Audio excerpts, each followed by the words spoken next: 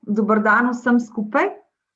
Upamo, da zmorete zdaj še majčkeno en pohod z nama čez družbene medije. Z Mašo sva jih pripravili po logiki, da bomo najprej majčkeno pogledali po svetovnih trendih, potem vam bo pa Maša predstavila na konkretnem primeru od Care for Climate, kako ene stvari počnemo oziroma kaj so neke take točke, ki jih je dobro vedeti. V vsakem trenutku ste zelo dobrodošli, da ali kaj vprašate ali se pa vklopite v debato. Nismo naučeni na pamet od A do Ž, kar pomeni, da v katerikoli točki kdorkoli skoči in želi kaj povedati ali vprašati, boste zelo dobrodošli. Mogoče zdaj, kot sem rekla, za začetek pogledamo na hitro, kaj pravijo svetovni podatki. Zelo toplo vam priporočam raziskavo, iz katere sem črpala podatke. Če boste šli na VR Social, nekateri zagotovo to tudi že poznate, ampak ker je raziskava zelo obsežna, mislim, da nič ne škodi, če nam kdaj kdo majčkeno podatkov potegne ven. Res, če pa ne poznate raziskave, vam pa toplo priporočam, da greste čez celotno, ker boste ogromno koristnega vedenja in znanja o trendih izvedeli v njej. Jaz sem pa samo nekaj zanimivih momentov potegnila ven, ki so se mi zdeli primerni za tole delavnico. Prvo, kar sem potegnila ven, slajd, ki ga jaz vedno rada pogledam, ker to raziskavo naredijo vsako leto in januarja osvežijo podatke, je, zakaj povprečno potrošniki oziroma vsi tisti, ki smo na spletu, pridemo na splet in kaj iščemo. Zame je to vedno zelo koristno videti, če se kaj spreminja in kaj so neki fokusi, zato da znam potem te fokuse tudi čez social media izpostaviti oziroma pri vseh komunikacijskih strategijah, ki jih delam, glede na to, da je splet ključen, zelo pogledam, kaj je ljudem pomembno. Zdaj tukaj ne bom brala vse podatke, ampak vsekakor vidite, da je iskanje takšnih in drugačnih informacij zelo ključnega pomena. Zelo raste tale skozi leta researching how to do things, se pravi to vse vrste izobraževanj na spletu so vedno bolj aktualne. V letošnjem letu je od lanskega leta ta podatek skočil. Prijatelji in familija, ampak kar je z zornega kota nas, ki želimo informirati, se vidi, da informacije so ključne, seveda je pa treba čez druge kanale, čez druge prizme pogledati, kakšen tip informacij in mogoče k temu se vrnem kasneje. Tole je zgolj kot zanimivost, koliko uporabnikov je na social media glede na različne dele sveta. Kot vidite, je še kar uravnoteženo med moškim in ženskim spolom, čeprav majčkeno moški spol praviloma povsod prevladuje. Verjetno bo pa bolj zanimiv tale slajd. In sicer ta nam pa kaže, kako smo uporabniki social media oziroma družbenih medijev, bi me mama slavistka zdaj kregala, k angleščino uporabljam, kako smo nekako po starostnih in spolnih kriterijih razporejeni. Ta je sicer seveda za cel svet, nimam čisto aktualnega za letošnje leto za Slovenijo, ampak načeloma vedno, ker že leta spremljam vse te podatke, občutno ne odstopa Slovenija od tovrstnih podatkov, kar pomeni, kar gledamo tukaj, imate lahko majčkeno tudi občutek, da realno to drži. Seveda je to za vse social media, ki so, bomo pa videli potem, ko bomo šli po posameznih kanalih, kako se stvari začnejo spreminjati. Kar seveda raste ta del predvsem pri starejši populaciji, te podatki, te procenti vedno rastejo, pa še to odvisno od posameznega kanala. Koliko časa v povprečju po svetu glede na starost in spol porabimo, je seveda največ časa še vedno pri mladih. Kot vidite po podatkih, to sicer z leti pada, pa vendar je tudi podatek, koliko že potem starejše generacije preživljajo časa na družbenih medijih, vidimo, da rastejo. In zanimivost, da so te podatki v lanskem letu, se pravi v letu korone, sploh pri starejši populaciji zrastle, tako da se lahko vidi, da so zrastle, glede na to, da se je kar nekaj starejših v tem letu bilo še toliko bolj prisiljenih naučiti uporabljati določene kanale, zato da so lahko ostali v stiku s svojimi družinami. Posledično so pa seveda odkrili še cel kup drugih stvari na netu oziroma na družbenih medijih, pa ne me narobe razumeti, tudi prej so bili zelo prisotni, samo v tem letu je še majčkeno zraslo. Kakšen, ki je prej se zelo upiral, se je pridružil. Še vedno v svetu je najmočnejši Facebook kot kanal. vendar se pa potem to začne zelo po državah spreminjati, pa zelo se tale premoč Facebooka začne potem razporejati glede na starost, pa glede na državo, ampak še vedno je najmočnejši. YouTube je tudi že ves čas zelo, zelo močen, takoj za Facebookom. In tukaj bi mogoče bolj opozorila, eno je YouTube, ki je predvsem pri mladi generaciji, to iz raznih medijskih raziskav, potem lahko tudi povem, mladi ne gledajo več skoraj nič televizije, oziroma njim je YouTube oziroma različne platforme, ki predvajajo video vsebine, so jim v bistvu tisti ključni vir zabave in informacij in sploh ne več televizija kot taka. Generalno pa video kot komunikacijsko sredstvo ekstremno raste, je vedno močnejši in tudi takšni in drugačni algoritmi ga po kanalih zelo, zelo forsirajo, spodbujajo, kar pomeni, tele je YouTube, ampak tudi vsi ostali, recimo Instagram, Facebook, vsi video vsebine vedno zelo spodbujajo in vidi se, da tudi se vedno bolj navajamo gledati video vsebine. Kar bi tlele samo opozorila stališča social media, upravljanja in razmišljanja, kadar razmišljamo, kako dosegati ciljne skupine, izredno raste popularnost in moč vseh tistih platform, ki omogočajo v bistvu te zaprte kanale, se pravi, kot so WhatsApp ali pa potem Viber in tako dalje. Skratka, predvsem pri doseganju mladih, manj se jih da doseči zdaj že na social media z nekim oglaševanjem, z nekim nagovarjanjem, zato ker imajo v glavnem svoje zelo zaprte skupine, cel razred, cela šola, ena večja skupina in to je od mladih gre vedno potem trend naprej, kar pomeni vedno bolj so zaprte skupine, do katerih z nekimi klasičnimi promocijami, oglaševanji, objavami kot takimi težko pridemo, zato je izredno pomembno danes pri vsebinah še toliko bolj razmišljati o neki relevantnosti za posamezno ciljno skupino, da je zelo targetirano, da je zelo segmentirano, zato da nekdo tvojo vsebino prenese v to zaprto skupino, mora imeti zelo občutek, da bo svoji skupini prinesel ali nekaj zelo zabavnega ali nekaj zelo relevantnega, to je pa samo v primeru, če se vsebini zelo, zelo prepoznajo. Kar pomeni, neke splošni nagovori se tako zelo porazgubijo, stališča tega, kako zelo je vedno bolj pomembno, da ti v neko skupino pa prideš tako, da te član te skupine vsebinsko vnese, je pa ta pomembnost, relevantnost, zabavnost izredno pomembna. Zakaj smo zdaj na social media ljudje? Tukaj je seveda spet informacije, dogodki, pa vendar nekaj, kar je tlele predvsem potem najdete nekaj, kar nas zabava, nekaj, kar nas kratkočasi, kadar imam višek časa, kadar ne vem, kaj bi, potem grem gledati. Tukaj ta potencial je zelo pomemben, ker če razumemo, kaj je psihološki driver, kaj je motivator, razlog, potem znam tudi, ko razmišljam o komunikacijski strategiji, ko razmišljam o kreativi, ko razmišljam o sporočilih, vem, da moram stvari zasnovati tako, da zadovoljim to potrebo, ker potem ljudje mnogo raje berejo, sledijo, delijo, se involvirajo, skratka imajo naša sporočila mnogo večji učinek. Vam bo tudi potem Maša kasneje pokazala na kakšnih konkretnih primerih, kako to deluje. Vem pa, da verjetno ste vsi tisti, ki ste tukaj, že imate določene izkušnje in vam ne govorim nič posebej novega, ampak čisto, da se včasih se je fajn malo spomniti kakšne stvari. Tole so trije nekako tako stališča raziskave, ključni trendi na družbenih medijih. Meni se zdi pomembno opozoriti na vse tri, čeprav za tiste, ki delamo, bom rekla, teh zelenih temah ali pa kot upravljanje družbeno medijev in kampanj, teme, ki jih pokrivamo, predvsem prva dva.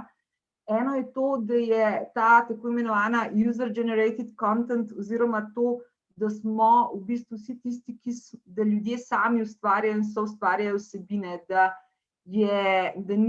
je ta komunikacija ves čas dvosmerna, je že ves čas prisotna. Kar je pa zdaj še toliko bolj pomembno, pa je to, da so začele biti pričakovanja, kakšna vsebina je zanimiva, kakšna vsebina je vredna pozornosti, deljenja, involvementa, so pa to vsebine, ki morajo biti polne dogajanja, se pravi, ta princip, ne vem, koliko je domačih na TikToku, ampak TikTok je zelo nadgradil to, da mora biti vsak video že, eno je vsebina, eno je, da mora biti zraven glasba, da mora biti še animacija, skratka, cel kup nekih vsebin, kar pomeni, da vsaka vsebina, ki je objavljena, uporabniku, potrošniku, tisti sledilcu, omogoča, da pokaže čim več svoje kreativnosti.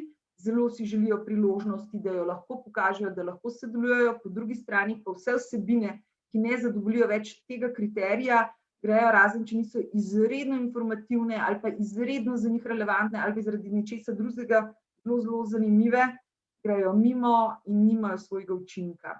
Skratka, ta kreativnost z vseh vidikov, platforme, ki omogočajo zelo bolj orodja, ki omogočajo čim bolj kreativno kreiranje vsebin, so zelo pomembne. Ta drugi trend, ki je generalno je, jaz ga bom majčkeno razširila, ampak komunikacijsko se zelo kaže, da danes je potrošnikom, da je posameznikom, so izredno pomembne vrednote. Izredno pomembno jim je, kaj je vsebina, ki jo neka blagovna znamka, neka organizacija, nekdo, ki je podpisnik sporočila, za katerimi vrednotami stoji, za katerimi prepričani in kako se obnaša do sveta, do družbe, kakšno odgovornost ima. To je bilo kot trend prisotno že kar nekaj let, zadnje leto je po vseh raziskavah, je pa korona res kot en katalizator še bolj izpostavlja, da je ljudem to postalo zelo pomembno, da tisto, v kar verjamejo, da neka blagovna znamka tudi zagovarja, oziroma zelo imajo visoka pričakovanja od tistih, ki posredujejo ki komunicirajo z njimi. Meni je bilo zelo zanimiva ena raziskava, ki je bila delana tudi na svetovni ravni, kjer se je izkazalo, da 62% ljudi po svetu smatra, da je recimo odgovornost blagovne znamke, da če se zgodi kakršnakoli neka družbena kriza, ali je to korona, ali je to poplava, ali je to tudi podnebne spremembe, da pričakujejo, da imajo blagovne znamke podobno odgovornost sodelovati pri reševanju tega problema, kot pričakujejo tudi od države.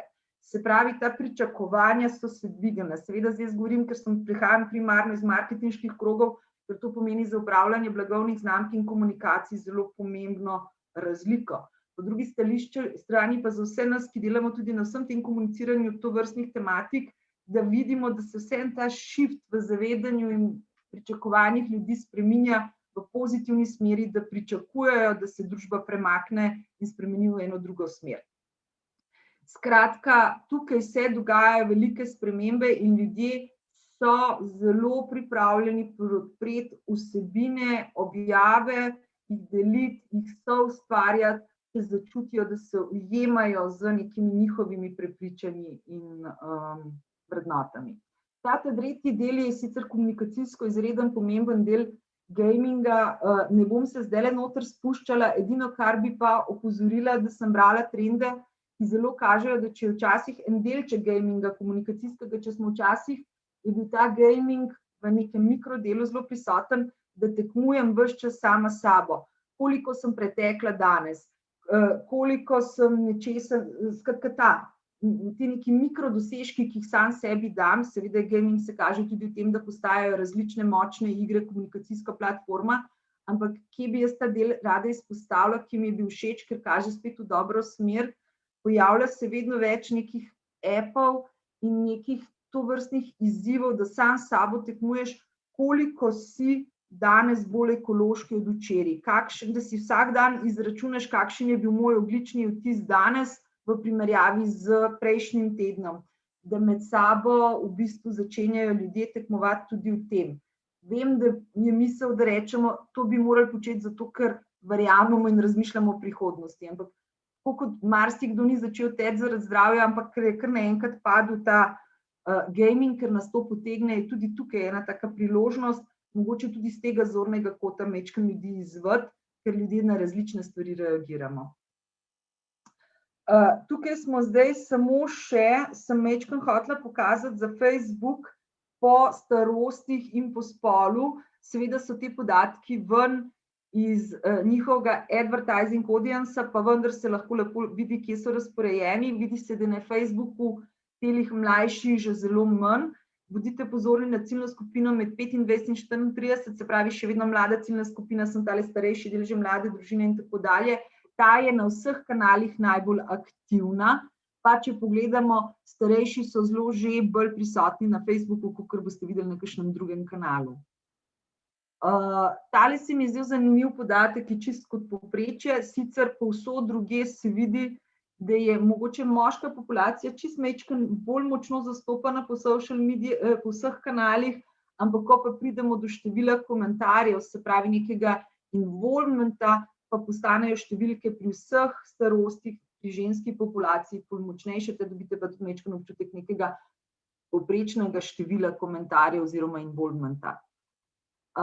Meni se je zdelo čisto zanimivo, meni vedno rada pogledam, kje je kdo, kako visoko, v smislu, to so najbolj neke popularne Facebook strani. Nogomet je še vedno zelo visoko, bolj vam dajem to kot zanimivost. Iskala sem in upala, da bom najdla mogočega kakšnega okoljevarstvenika gor, zaenkrat ga še ni, upajmo, da se bo pojavil kmalu.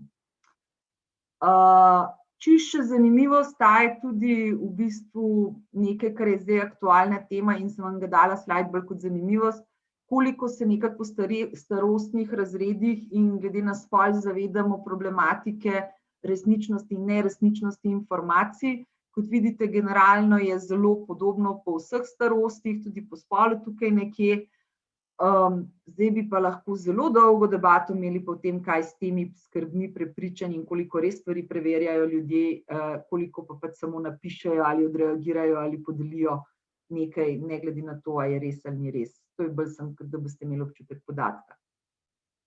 Potem poglejmo Instagram. Kot vidite, pri Instagramu je še vedno tale med 25 in 34 ciljna skupina najmočnejša. Zelo močnejša je med 18 in 24 in kot vidimo, te starejše generacije so manj osvojile, še Instagram ga pa vsekakor osvajajo in se mu pridružujejo in Instagram je vse močnejši. Tudi Instagram zelo modro reagira na vse trende v tem smislu, da so potem zelo hitro razumeli in so relativno hitro začeli delati zelo na Instagram TV-ju, da zdaj v bistvu razvijajo zelo jačajo featurje, ki so konkurenca TikToku. Skratka, zelo dela na tem, da prepozna, da sledi. Tako da stališča nekih kanalov, moja izkušnja je, da kadar želim mlajšo, bolj urbano ciljno skupino dobiti, imam boljši odziv na Instagramu. Kadar nekako širšo ciljno skupino ali pa starejše generacije lovim, se mi zdi pa, da Facebook še vedno bolje dela, ampak to je zdaj zelo posplošeno, zelo je odvisno od projekta, sporočila in fokusa, ki ga delaš, ampak čisto malo za občutek. Glede na to, da imamo občutek, da je svet ves čas samo v zadnje čase nekaj narobe, pa nekaj slabega, pa da smo vsi jezni, pa da korona prevladuje, vseeno najbolj pogosto uporabljam hashtag v lanskem letu je bila še vedno ljubezen, kar mislim, da je dobra novica. Zdaj, kar sem iskala med vsemi temi hashtagi, ki so pogosto uporabljeni, karkoli vezano na ekologijo, naravo, podnebje, skratka teme, ki se nam zdijo pomembne. Najbližje je tale hashtag Nature na 12. mestu, pa še to se bojim, da v enem drugem kontekstu. Skratka, en od naših ciljev mora biti tudi to, da spravimo naše teme pri hashtagih na svetovni ravni malo višje. Tukaj smo zdaj pri profilih YouTube uporabnikov, kot vidite, tukaj imamo pri 18 in 24, šele so merjeni, ampak tule so kar visoki procenti. Generalno YouTube zelo, zelo dela, seveda pa morajo biti vsebine pripravljene, s tem, da tukaj se dostikrat srečam, kadar se z oglaševalci pogovarjam, da se bojijo YouTuba, ker so še neka ta stara prepričanja, oziroma se videa bojijo, ker so to še vedno stara prepričanja, da mora biti zdaj video tehnično popolno narejen, da je tudi ogromna investicija časa, denarja za produkcijo. Tukaj jih vedno opozarjam, da dostikrat je predvsem pomembno, kaj je vsebina, kaj je fokus, da razmišljajo o tem, kako imajo prve sekunde videa narejene, da razmišljajo o dramaturškem loku, da sama produkcijska popolnost sploh ni več fokus in ni pomembna, razni kanali so to že zelo drugače spremenili. Tukaj je samo še majčken LinkedIn. Ta se meni zdi zelo, zelo pomemben, kolikor je bolj poslovni, ampak je cel kup v Sloveniji, mislim, da ga še zelo premalo uporabljamo, glede na to, kakšen učinek ima in kakšne dosege ima. Potem je tukaj podatek, svetovni podatek vezano na Twitter.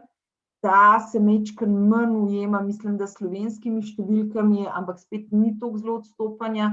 Je pa res, da slovenski Twitter ima neke svoje specifike, koliko ljudi, kakšen doseg in čist kako funkcionira, ampak v vsakem primeru, tole so podatki na svetovni ravni. Še čist kot zanimivost, kaj so pa najbolj popularni ljudje na Twitterju v svetu. Kot vidite, je ogromno predvsem pop umetnikov in žal ni okoljevarstvenikov še, jih še čakamo. Tudi tukaj se mi zdi jaz vedno pogledam, kaj so hashtagi in emotikoni, ki visoko kotirajo, zato ker se iz tega nek duh časa, neko razpoloženje ljudi, na kaj ljudje reagirajo.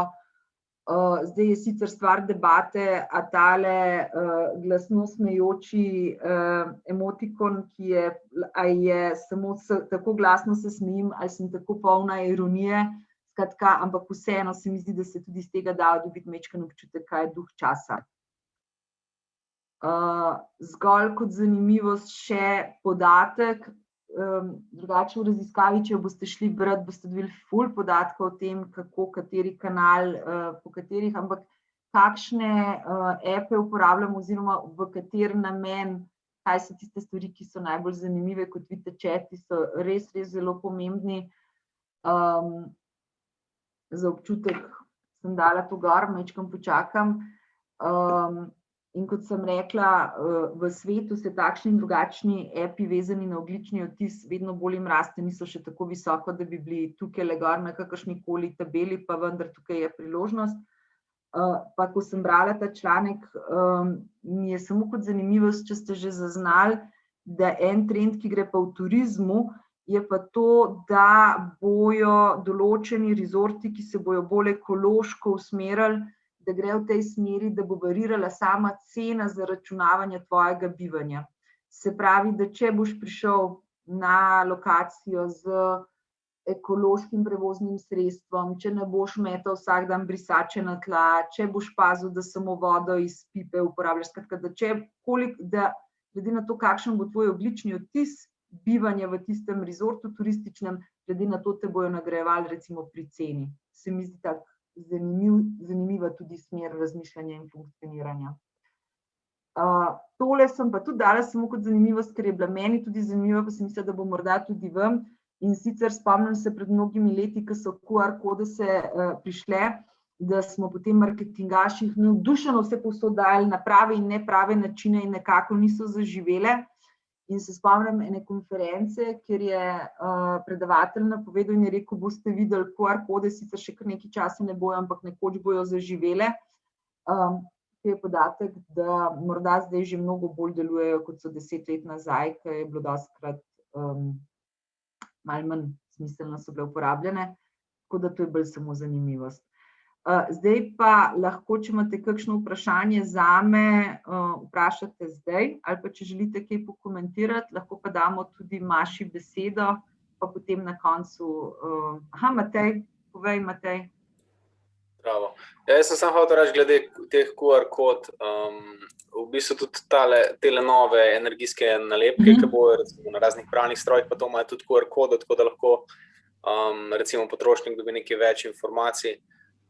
Videl sem tudi že prakso recimo na raznih teh čistilih ali pa kaj podobnega, tako da se mi zdi, da je en tak dober način informiranja. Ja, se strinjam, pa očitno smo se zdaj počasih naučili uporabljati, ker res se spomnim, ko so vam prišle, res niso še delale, žal smo rabili svoj čas. Tako da fajn, mislim, da jih je smiselno čim bolj uporabljati, ker ljudem je treba več in več razložiti. Pač preproste so za uporabo, ne? Noben ne bo šel na spletno stran iskat, ne vem, googlat pralni stroj, pa neke specifike ali pa za neko čistilno sredstvo. Če imaš pa kodo tam, pa lahko poslikaš, je pa zelo enostavno. Se strinjam.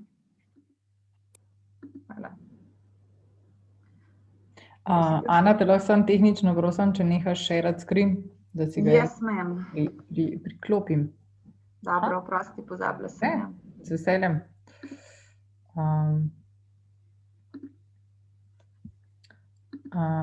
Takole, nadaljujemo zdaj tako.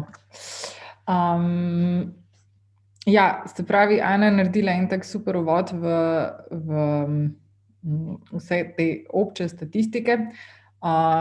Jaz sem se malo bolj mogoče poglobila v projekt Care for Climate.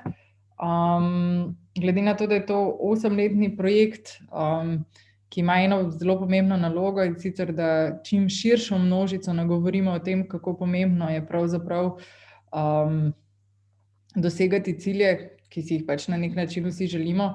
Tako uraden je zmanjšati emisije toplogrednih plinov do leta 2030, seveda pa je to nek naš vsakdanji način življenja, ki ga mogoče nekateri že uveljavljajo, spet drugi pa malo manj.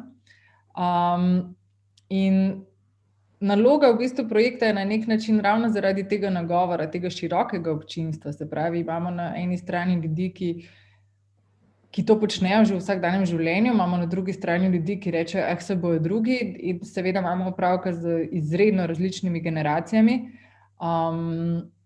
Jaz recimo na eni strani vidim moje starše pa sebe, in smo si popolnoma različni v dojemanju vsega tega.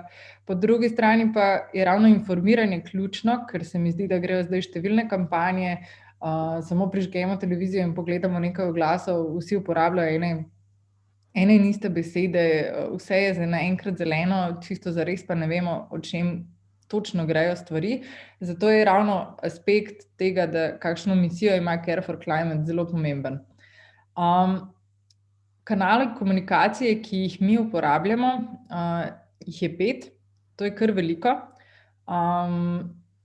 Jaz jih vedno predstavljam kot, ne vem, enih takih 5 različnih stolpcev, vsak je v popolnoma svoji barvi in vsak rabi svojo hrano, ker kot je v bistvu že Ana zelo povedala, vsak nagovarja svoje občinstvo in vsak ima en drug vzvod, preko katerega na nek način osrednje komunicira. Facebook je ta, ki lahko nagovarja splošno javnost.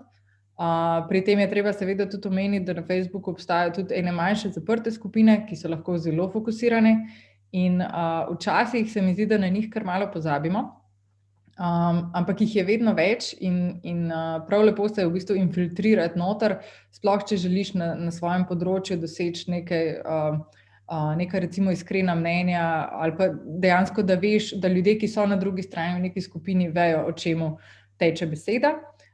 Je pa pač Facebook, seveda, tako kot je tudi Instagram, fenomenalno orodje, da lahko nagovorimo z nekimi splošnimi sporočili čim večje število ljudi.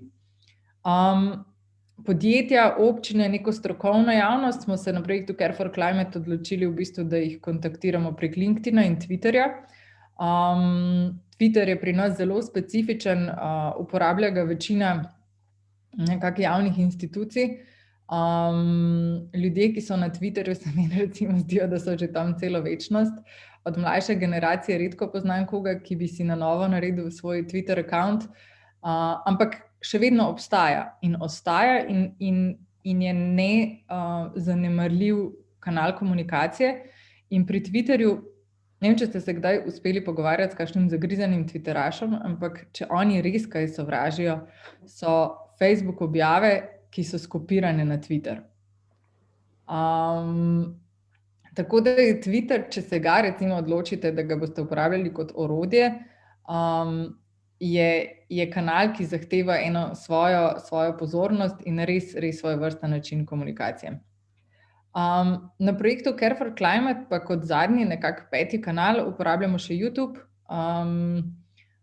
Se mi zdi, da veliko projektov ga zdaj uporablja v neke podporne sfere, pa čeprav je njegov doseg vedno višji.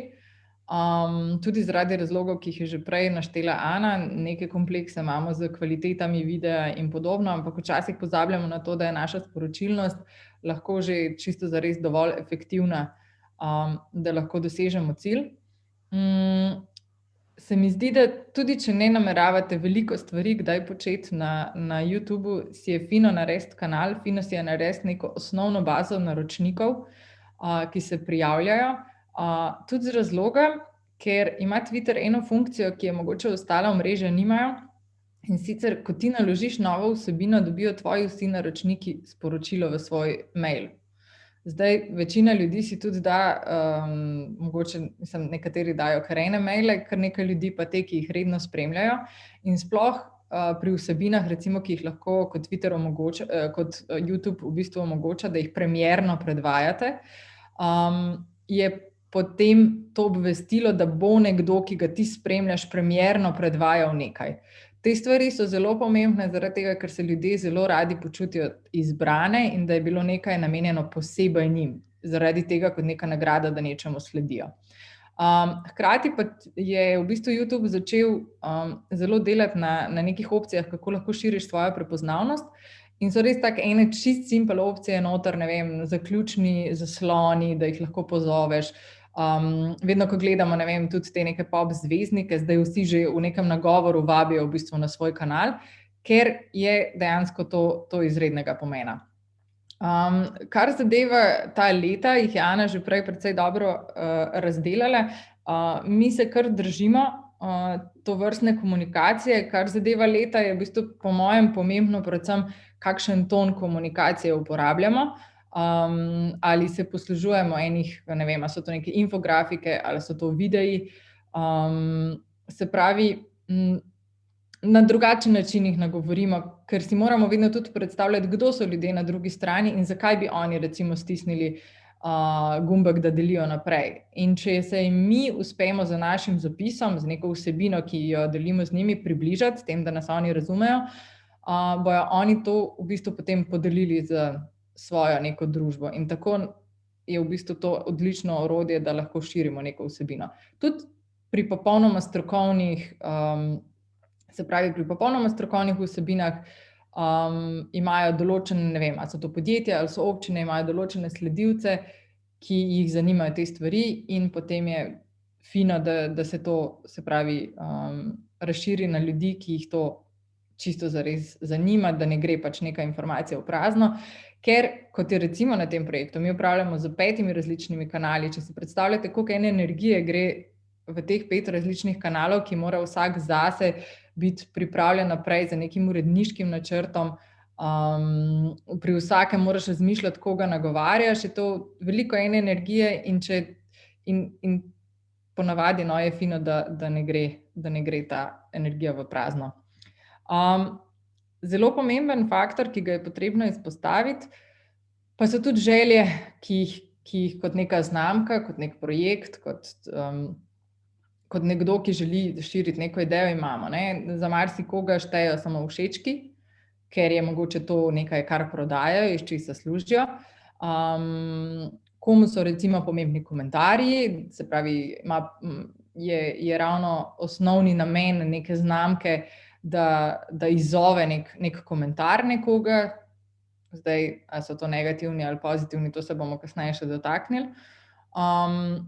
Za nekatere je v bistvu pomembno samo, da so na tržišču prisotni, se pravi, da rečejo, ok, smo prisotni na Facebooku, nimamo zdaj neke uradne spletne strani, imamo pa v bistvu svoj Facebook kanal, ker se nam to zdi odlično orodje.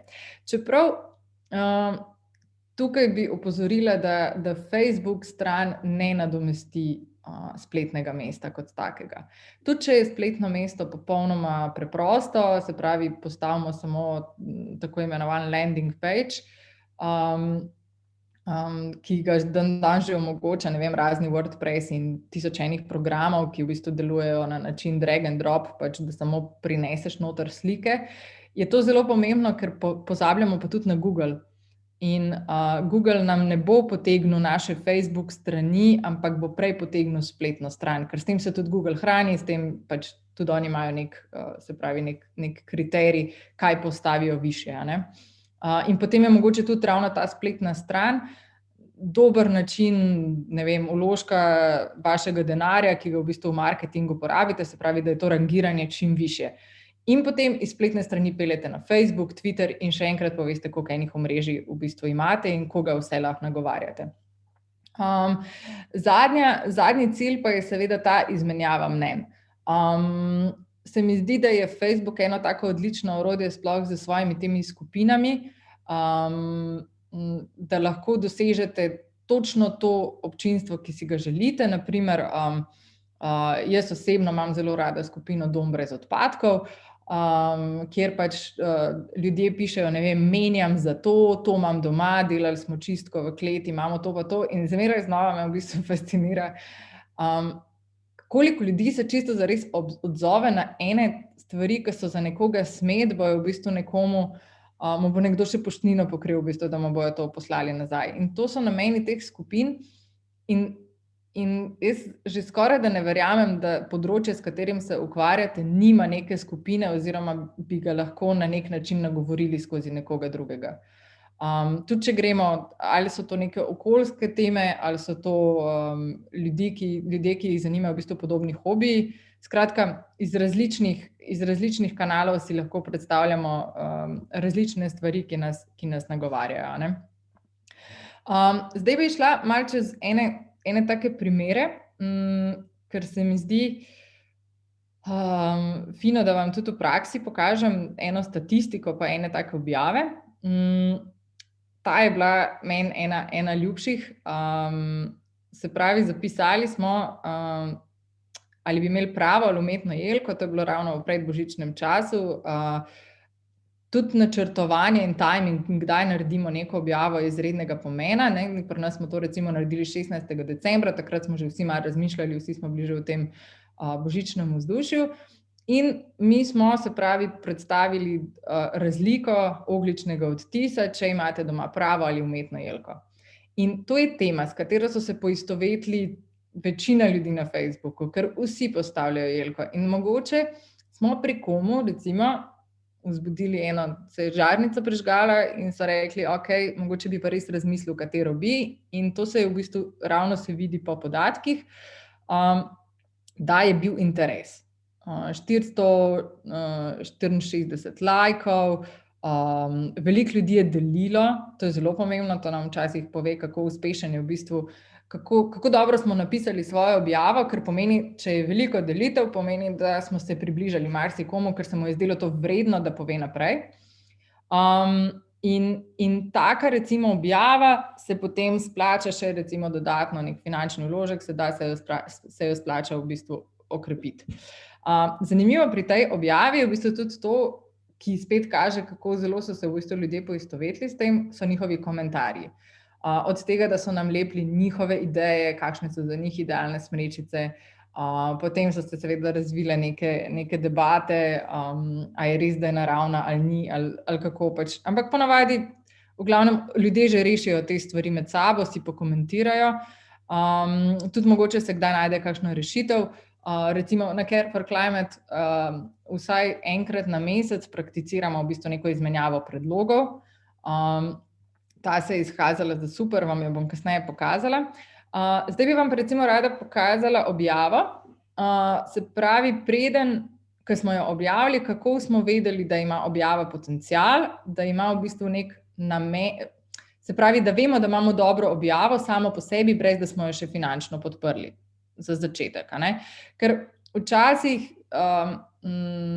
Facebook nas seveda ima raje, nas postavlja višje, če smo boljši oglaševalci, ampak včasih je tudi fino pogledati, katere objave, tle bolj mislim, da je treba mogoče malo počakati, da to objavi priložnost, in tukaj smo jo dali, recimo brez kakršnega koli finančnega doprinosa, mislim, da v parih urah ali v enem dnevu smo že imeli 22 lajkov, 4 so že smatrali to objavo kot zanimivo, so jo delili. Se pravi, da ima neka taka objava potencial, da jo ljudje delijo. In neka taka objava, recimo, če si vzamemo Facebook za naše primarno izhodišče, nam v bistvu potem pove, da je mogoče ta objava super tudi za Instagram, da bomo tudi tam dosegli lahko neke odgovore, neko spodbudili debato. Zdaj, če je to za Twitter, ne vem, če bi priporočila, recimo tudi za LinkedIn ni taka objava, kot je recimo ta prej, no bolj to mislim za tole jelko, ne. Mogoče pa, sej to je včasih lahko tudi super, da testirate, ker s tem testirate svoje občinstvo, da vidite, mogoče pa ugotovite, da vas na Twitterju spremljajo ljudje, ki imajo blazen smisel za humor in jih vsake toliko, recimo enkrat na mesec, s kakšno rubriko, ki si jo izmislite, malo spodbudite oziroma pokažete, da tudi če ste resna resna firma, resne teme, lahko premorete nekaj humorja, ki pravzaprav res nikoli ne škodi. To je objava, o kateri sem prej začela govoriti, gre za neko izmenjavo predlogov. Se pravi, naš namen s to objavo je bil, da mi nekaj predlagamo in potem spodbudimo ljudi, da tudi oni dodajo neka svoja mnenja in knjige so taka super stvar, radi jih beremo. Tukaj smo recimo še sploh na prvo mesto postavili Boštjana Videmška, ki ga imajo blazno radi, mislim, tudi knjiga v knjižnicah je super izposojen in zakaj ne za eno tako objavo podpreti tudi enega slovenskega avtorja, ne? Spodaj so se potem odprli številni komentarji, ljudje so nam predlagali še druge knjige. Nisem vedela do takrat, da imamo res ogromno število knjig za otroke z ekotematiko. Skratka, našli smo nek način, da se naši naslovniki v bistvu poistovetijo z nami. In to je spet objava, ki smo si jo zastavili tudi na našem Instagram profilu. Skratka, pač nekaj, kar je delovalo že na enem, smo prenesli še drugam, ker vemo, da nagovarjamo približno podobno občinstvo. Recimo, zanimiva stvar, Facebook kot tak ima veliko včasih negativnih komentarjev ali pa se ljudje skrivajo za čim in je ista objava, ki se zgodi pa na Instagramu, ima popolnoma drug odziv. Ponavadi se zgodi, da Instagram zna biti bolj pozitiven, sploh mogoče ravno zaradi tega, ker nagovarja neko mlajšo generacijo, ki ne vem zakaj, ampak pač neko negativo mogoče da stran ali se ji pa niti preskrola naprej, ne komentira, ampak samo skrola naprej, ne. Objava, ki smo jo namenili za letošnji 8. februar, pa je v bistvu, dala sem jo za primer, zato ker lahko povežemo neko temo, kot je recimo Care for Climate, z odličnim slovenskim umetnikom in dodali smo pesem Drevo Tomaža Pengova in to je bil super odziv tako na Twitterju, kot tudi na kot tudi na Facebooku. Ni bilo nekih komentarjev, so bili pa lajki, ljudje so delili naprej, spomnili smo jih v bistvu na nekaj, kar jim je blizu. Dali smo nek status temu, pač povedali smo, da tudi mi poznamo, podpiramo slovensko kulturo, da nismo zdaj šli v neke kičaste verze, ampak smo si čisto eno tako resno stvar izbrali in jo z neko grafiko podkrepili, a ne. Ena stvar, ki jo dajem zdaj naprej, je pa primerjava odziva na komentarje. Obstaja v bistvu dve stvari sta, ne. Eno so, kar nam Facebook omogoča, je, da imamo ta naš Messenger, se pravi, da nam ljudje pišejo in zelo pomembno je, da jim mi čim prej odgovorimo. Tudi če recimo nimamo v tem trenutku največ časa, je fino, da jim odgovorimo, prebrali smo vaše sporočilo, se vam kmalu oglasimo z odgovorom. Ljudje si zelo želijo te komunikacije, ker oni v bistvu, ki nam pišejo, so z neko željo so se nam oglasili in prav je, da jim odgovorimo, tudi če se mogoče z njimi ne strinjamo, in prav je, da je ta komunikacija neprestano delujoča. Dala sem tudi en primer, v bistvu včasih, kot sem rekla prej, med komentarji rešijo sami drug z drugim. Tudi ta super od gospoda Franca Dolenca pa je v bistvu pokazatelj, da tudi, ko nam nekdo tak nek gif ali pa emoji doda, je fino, da mu mi odgovorimo nazaj, da smo opazili njegovo objavo, ne, se pravi, da ga polajkamo. To je pa en tak del kritike, ki jo dobimo, oziroma da nekdo kaj napiše proti našemu projektu ali pa na nek način izrazi svoje mnenje, ki pa mogoče ni najbolj nam po godu.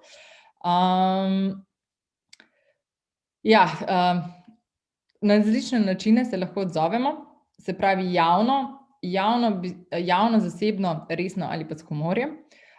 Javno se odzivamo predvsem takrat, ko vemo, da s tem, kar je nekdo objavil, govori neresnico in da škodi našemu ugledu. In da vemo, da ga lahko z argumenti lahko podkrepimo neko našo izjavo. Zasebno zna pa odlično delovati skozi ta tako imenovana direktna sporočila. Sploh, ko gre za ljudi, ki so na nek način nasilni v svoji komunikaciji, da v bistvu to skanaliziramo na en drug kanal, ampak da jim še vedno odgovorimo. Ker s tem na nek način tudi njihovo željo, ker oni mislijo, da jim nihče ne bo odgovoril nazaj in jih v bistvu s tem ustavimo, ne. Brišemo komentarje samo v primeru sovražnega govora, ne brišemo negativnih komentarjev, tako se spet vračamo nazaj, če je komentar negativen, pa ga znamo zargumentirati, ga javno odgovorimo. S humorjem pa, če vam seveda to omogoča znamka, za katero delate, institucija, je pa tanka meja in tukaj je v bistvu moje priporočilo, da če imate pa dvom, je uraden odgovor vedno na mestu, no. Brez humorja je pol kar zaželeno. Evo, tako, prišli smo do konca tega. To sem vam še tako malo za pribeležiti dodala. Se pravi, pomembna je kvalitetna vsebina, ki jo komunicirate. Potrebno je nameniti čas, neko energijo vložiti v to, ker nam bo pol poplačala nekaj tako v vrat na nos. Ni potrebno pač objavljati, raje ne objavite nič kot nekaj, kar ni premišljeno. Fino je, če objave načrtujete naprej, s tem si lahko v bistvu zagotovite neko pestrost. Tudi če na Wikipedijo vtipkate, danes je mednarodni dan tega, zna biti tudi super objava. Pri tem je seveda pomembno poznavanje naslovnika, seveda kdo je vaše občinstvo, ki ga nagovarjate. Hkrati pa morate pač, to se v bistvu časoma se to naredi, da ste sposobni nagovoriti tako neko široko množico, kot tudi nekoga, ki ga zanima vaša tematika, popolnoma strokovno, skratka, da znate na nek način se gibati iz ene cone v drugo.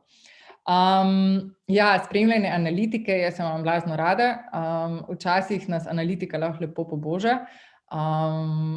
To je najboljši način, recimo je, da si kdaj naredite kak print screen, pa čez 2 meseca pogledate še enkrat, pa si ga naredite, pa ugotovite, da ste dobili ful več lajkov, ali pa da ste res nekaj naredili dobro, ali pa da ena stvar dobro deluje. Analitika nam veliko pove, včasih malo pozabljamo na njo, oziroma se kar malo strašimo teh grafov, ampak so že vsi ti kanali od Facebooka, Instagrama in YouTubea, vsi imajo že super analize narejene od zadaj. Tako da ni več je analitika velika znanost, ampak za ta nek prvi vtis pa mislim, da vam lahko pomaga. Iskrenost v komunikaciji, če nismo iskreni ali pa če kaj skrivamo, se ponavadi samo še malo bolj zapletemo, sploh, ker recimo se ukvarjamo z komentarji. In seveda ne takoj, ampak čez čas pa ponavadi pridejo rezultati. Tudi če ena objava včasih ne dela, mogoče je bila narejena prehitro, mogoče nismo uporabili pravih besed, ampak če se vam res zdi, da je nekaj dobro, mogoče res ni bil pravi čas, pa je treba mogoče malo počakati, da pride do nekega dobrega rezultata. Tako, jaz sem šla malo čez projekt. Upam, da vam je bilo to nekako, da smo vam malo približali te stvari. Zdaj pa, če ima še kdo kakšno vprašanje, bi bila pa zelo vesela, oziroma z veseljem odgovorim, no, tako.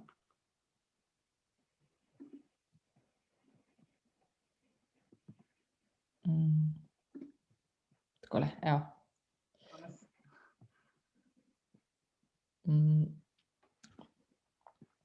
V glavnem, lahko tudi, ne vem, če vi sami počnete kakšne stvari na Facebooku oziroma na katerih od teh komunikacijskih kanalov, pa vas kaj zanima, ali pa rabite kakšno idejo ali pa kaj podobnega, kar na plan z vprašanjem.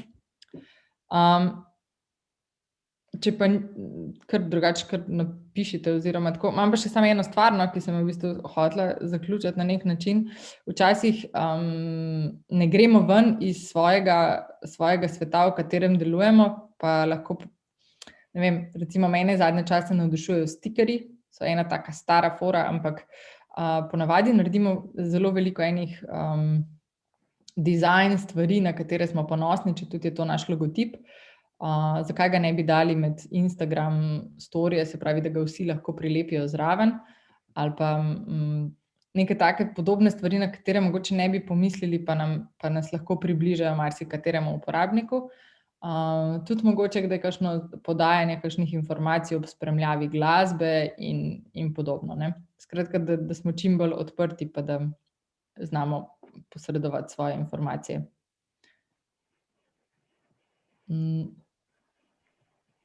Ja, bi mogoče jaz postavil vprašanje.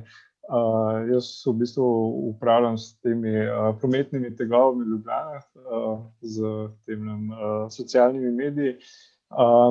V bistvu glede teh boostov, postov, ne, me zanima, kakšen je smisel v bistvu, glede na to, da recimo jaz imam konkreten primer zelo usmerjenega kanala, glede ciljne publike v bistvu. Ker tam so, se pravi, zdaj te opcije, da ti sestaviš neko publiko, po drugi strani pa, ne vem, v Sloveniji, ko daš te neke tage noter, pač priješ pol na, ne vem, 1000 uporabnikov ali pa manj in praktično sploh ne sprejme. A je bolj smiselno ciljati pol, spravi, splošno publiko, recimo? Ja, prvo se verjetno še zmanjša, ker je v bistvu Ljubljana, ne? Ja. Pol se pa še tukaj na tem teritoriju. Ja, mislim, jaz bi se mogoče osredotočala na, mogoče ne čisto direktne, jaz bi se bolj mogoče pri teh ključnih besedah, ko opišemo svoje občinstvo, mogoče o njihovih navadah, ki so lahko popolnoma malo bolj splošne, recimo, bom rekla, kava, pivo, lahko dobro včasih oriše našo publiko. A je to mogoče neka, jaz včasih, no, recimo, če boostam kaj, mogoče nevezano na Care for Climate, je v bistvu, da si predstavljam tega človeka, kaj počne in kaj ga mogoče še zanima, razen, ne vem, zdaj znanost pa ekologija, pa a ga zanima zdravje, ne, da si pri teh nekih aspektih lahko razširimo neko množico ljudi, ne. Vsekakor pa ne tisto, kaj že, vsi, ki imajo radi našo spletno stran in njihovi prijatelji, tista opcija ni najboljša. Ampak zakaj pa ne bi, saj včasih pa mogoče tudi to, da se ne probate omejiti samo na Ljubljano, ker pri marsikomu, ki recimo živi v Ljubljani, pa recimo študira v Ljubljani ali pa dela, pa v bistvu ima na Facebooku je napisan nekje drugje, ne. Recimo je lahko iz Žalca, pa ga Facebook pol ne zazna noter, ne. Zato si je mogoče treba včasih s kakšno objavo vsake toliko, recimo, ne, pustiti kak širši prostor. Super, hvala. Imamo še 3 minutke, Matej je dvignil roko. Ja, mene pa zanima, glede tega boostanja postov, se pravi, ti v bistvu lahko določiš, bomo rekli, tvojo ciljno publiko, se pravi starost, potem imaš geografija, se pravi, kje se nahajajo. Zanima me, a lahko določiš kot ciljno publiko tudi recimo to, da, bom rekel, deliš to osebam, ki so bolj, ki večkrat objavljajo, ki večkrat komentirajo, je ta opcija? Ja. Ampak ne v direktnem boostu, ampak v opciji, če nastavljaš skozi ads, se pravi, da greš gledat, da delaš posebno oglas in potem lahko tudi določene izločiš. Se pravi, lahko izločiš tiste, ki so bili na tvoji spletni strani v zadnjih 3 dneh. Okej. Ker sploh recimo včasih, če razpolagaš z večjimi recimo financami za nek projekt, je fino, da ljudi ne spamamo preveč, da niso preveč obremenjeni z neko vsebino in pol jim v bistvu lahko označimo, da tisti, ki so bili na naši spletni strani v zadnjih 3 dneh, ne vidijo tega sporočila, ne. Ali pa, da je to sporočilo namenjeno vsem, razen tistim, ki so že bili na tem dogodku, ker že itak to vejo, ne. Okej. Ker lahko prav pri teh adsih lahko prav vzameš, ali on te prav vpraša noter, če koga želiš izločiti iz tega, ali pa koga specifično dodati zraven. Super. Veliko lahko s to analitiko narediš, no? Ja, kar veliko. Lahko tudi prideš čist v kosi, lahko tudi, lahko bi na nek način tudi peljal ljudi, ki pridejo na vašo spletno stran, pol na Facebooka, ne? A kdaj, videl sem na enih spletnih straneh izklopijo komentarje ali pa YouTube posnetkih, a vi kdaj to naredite? Ne. Sicer ne vem, zakaj to delajo, ampak Komentarji zahtevajo tudi moderiranje, ne? Ali pa, ne vem, marsikoga pa pol mogoče skrbi, da bi se kdo nergal po vsebini, no, pa se ne bi s tem ukvarjal. ja, mislim, da je še zmeraj važno dobiti odziv, pač, no. Recimo, čeprav je nek negativen odziv, še vedno vidiš, kje so, ne vem, predsodki ljudi, no. Se mi zdi to veliko boljš pol za naprej, pa tudi veš, kjer so tiste informacije, mislim, da dobiš dodatne informacije, ne samo on, ampak tudi ti v bistvu, no, ker ponovadi tisti, ki je negativen, mu ne bo spremenil mnenje, boš pa mogoče dobil neko pogled v to, kako razmišlja in boš nekako lažji naslednjič oblikoval neko novico. Tako da se mi to pomembno, no. Z 12 sekund mislim, da nam bojo zaprli sobo, tako da za vsak slučaj, če nas kar prekinejo, sem povem, da tlele nam odštevajo in da se zahvaljujeva z Mašo za vašo pozornost. Srečno!